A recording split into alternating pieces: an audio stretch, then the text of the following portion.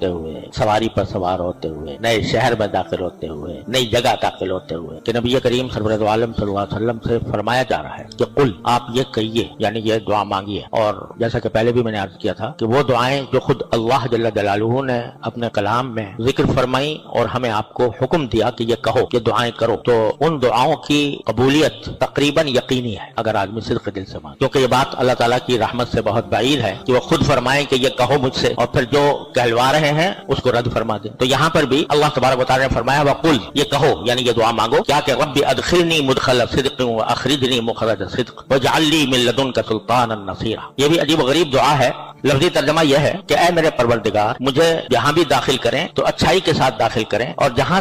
سے بھی نکالیں تو اچھائی کے ساتھ نکالیں، اور مجھے اپنی طرف سے ایسی طاقت عطا فرما دیجئے جس کی مدد کی جاتی ہو آپ کی طرف سے۔